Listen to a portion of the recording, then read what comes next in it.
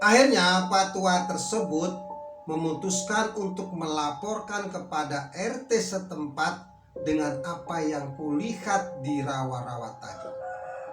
Sesampainya di atas, semua yang berada di lokasi tersebut terkejut, terutama aku dan sahabatku Wahyu. Ternyata di dalam mobil merah tersebut ada 4 sosok jenazah. Assalamualaikum warahmatullahi wabarakatuh. Jumpa lagi di channel Pengalaman Mistis, tentunya bersama saya Mas Gun. Mas Gun berharap pemirsa tetap sehat-sehat saja, dapat melakukan aktivitas seperti biasa, dan tentunya akan membawa hasil yang jauh lebih baik dari hari-hari sebelumnya. Dalam video kali ini, Mas Gun akan membagikan sebuah cerita horor atau mistis tentang gadis kecil yang selalu menangis di pinggir jalan. Namaku Hasan. Kejadian horor atau menyeramkan ini yang pernah aku alami terjadi sekitar 20 tahun lalu. Saat itu aku bekerja di sebuah perusahaan yang tidak terlalu besar. Jarak perusahaan tempat aku bekerja dari rumahku itu sekitar 15 km. Setiap hari aku berangkat jam 7 pagi dengan mengendarai sepeda ontelku menuju ke tempatku bekerja. Memang perjalanan cukup jauh, dan dalam perjalanan itu aku melewati pesisir-pesisir pantai, dan juga dalam perjalanan itu aku melintasi adanya sebuah perumahan yang cukup besar. Karena apa? Karena pada saat itu memang di sekitar daerah itu ada perusahaan yang cukup besar. Sepertinya komplek perumahan yang cukup besar itu dihuni oleh para atasan yang kebetulan bekerja di perusahaan besar tersebut. Dan tidak jauh dari perumahan itu, sekitar 500 meter ada sebuah taman dan bangunan kecil. Seringkali sepulang dari tempat kerjaku, aku terkadang istirahat sebentar di taman tersebut sebelum melanjutkan pulang ke rumah. Seperti biasa, sepulang dari kerja, apabila aku sudah merasakan keletihan yang luar biasa, aku pun istirahat sebentar di taman tersebut. Saat itu waktu menunjukkan pukul jam 5 sore. Matahari pun sudah mulai tenggelam. Tiba-tiba saat itu perasaanku agak aneh. Bulu kuduku merinding. Aku merasakan sesuatu yang aneh sekali. Dan aku berpikir, ada apa ini? Kok tidak seperti biasanya? Memang pemirsa, di taman itu memang kondisinya cukup menyeramkan. Taman itu sudah lama sepertinya tidak terurus. Pagar-pagar besinya pun sudah terlihat berkarat. Tidak lama saat aku merasakan satu keanehan itu, dari arah belakang, dari kejauhan, aku melihat sebuah sedan berwarna merah melaju menuju ke tempatku beristirahat. Aku pun terkejut dan bertanya-tanya. Kemudian aku berdiri dan berjalan di pinggir jalan karena aku merasakan sesuatu yang aneh dan penasaran sekali. Sampai akhirnya sedan merah itu pun tepat berada di samping aku berdiri pada saat itu. Dan saat itu aku bisa melihat, walaupun tidak terlalu jelas karena kaca jendela mobil itu bening, aku bisa melihat di belakang kemudi duduk seorang laki-laki dengan pakaian yang cukup rapi. Juga di sebelahnya duduk seorang wanita separuh baya juga dengan pakaian yang cukup rapi seperti layaknya karyawan-karyawan di perusahaan. Tetapi pemirsa, saat itu aku agak terkejut dan sedikit takut ketika mengamati wajah mereka itu sedikit pucat dan pandangan mereka hanya lurus ke depan tanpa menoleh ke arahku. Aku hanya terdiam.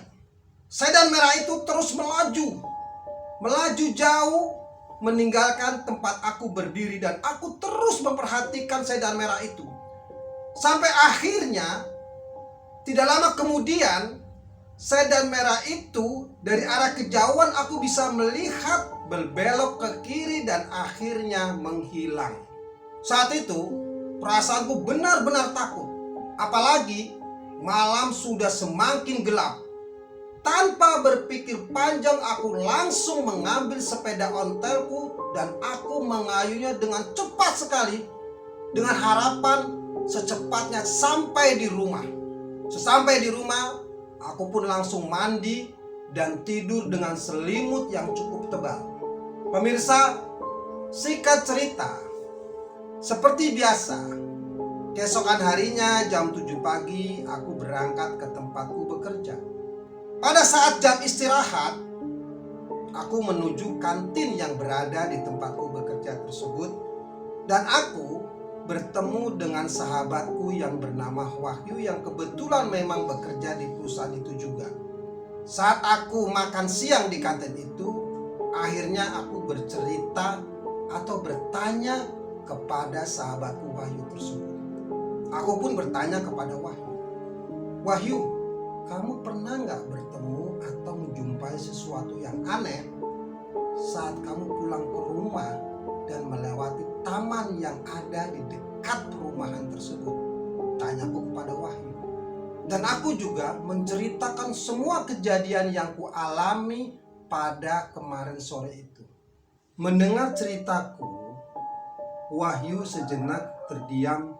Kemudian dia berkata kepadaku, "San, sebetulnya sudah banyak yang mengalami atau menjumpai hal-hal aneh saat beristirahat di taman tersebut. Jadi bukan hanya kamu, San, yang pernah menjumpai hal-hal aneh di taman tersebut," kata Wahyu kepadaku. Aku pun hanya terdiam dan terus memperhatikan apa yang dikatakan oleh Wahyu. Kemudian Wahyu pun melanjutkan ceritanya. Karena Wahyu ini lebih awal bekerja dari aku di perusahaan tersebut, sehingga dia sudah cukup tahu dan pernah mendengar cerita-cerita yang pernah aku alami tersebut. Hingga akhirnya jam istirahat pun selesai.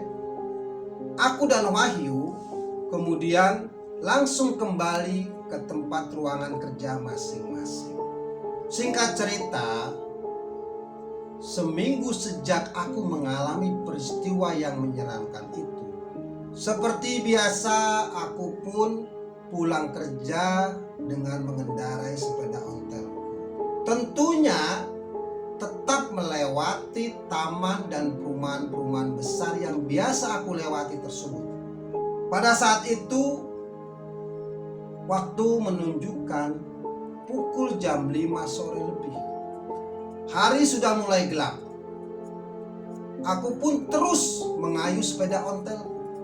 Tidak berapa lama, dari arah kejauhan, sekitar 300 meter dari arahku, aku melihat di pinggir jalan berdiri seorang wanita dengan pakaian putih dan di sampingnya sepertinya berdiri juga seorang gadis kecil.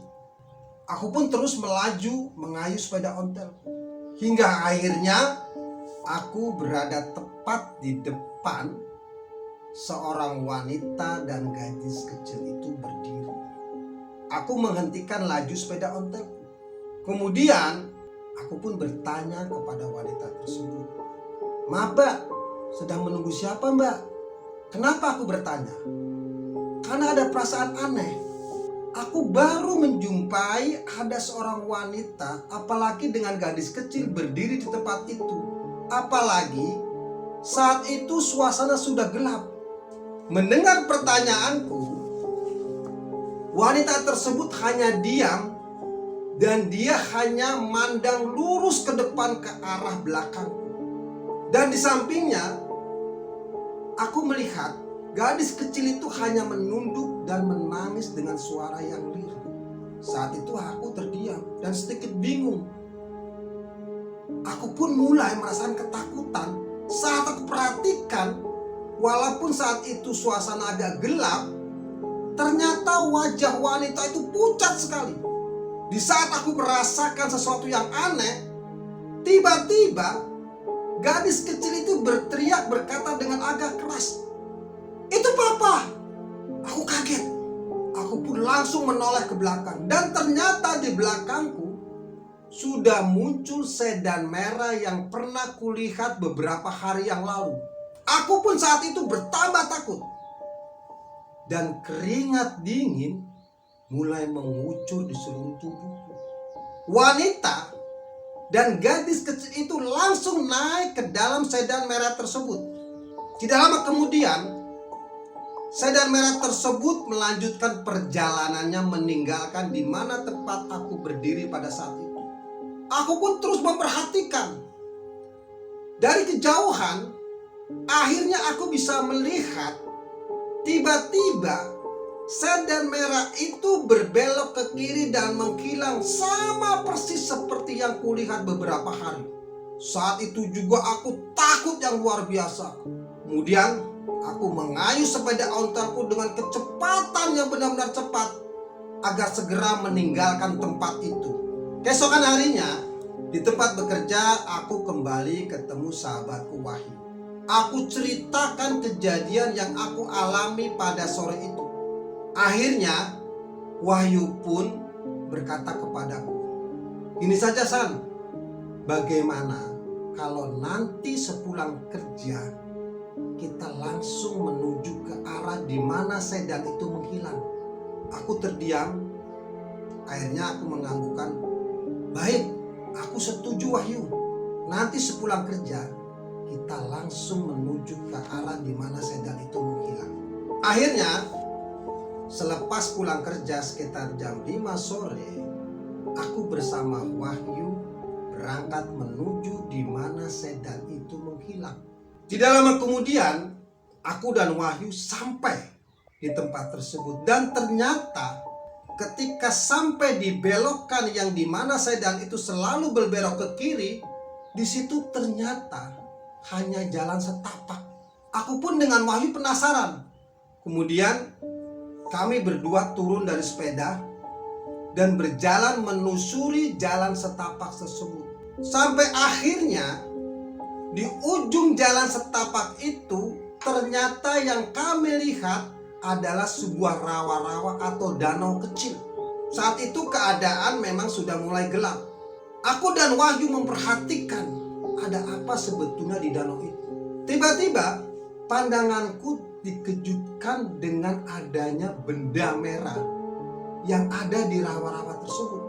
Aku pun berkata kepada Wahyu, "Wahyu, kamu lihat gak di depan sana?" Wahyu pun akhirnya mengarahkan pandangannya di mana aku melihat benda tersebut. "Iya San, coba perhatikan." Setelah aku dan Wahyu perhatikan, ternyata benda tersebut adalah sebuah sedan yang memang hanya muncul sebagian saja dari bagian sedan tersebut. Tetapi kami bisa memastikan dan yakin bahwa itu sebuah sedan dan berwarna merah. Saat itu perasaanku mulai takut. Akhirnya aku mengajak Wahyu sahabatku itu meninggalkan tempat tersebut. Kami pun berjalan dan mengambil sepeda ontel kami, kemudian menuju ke sebuah warung.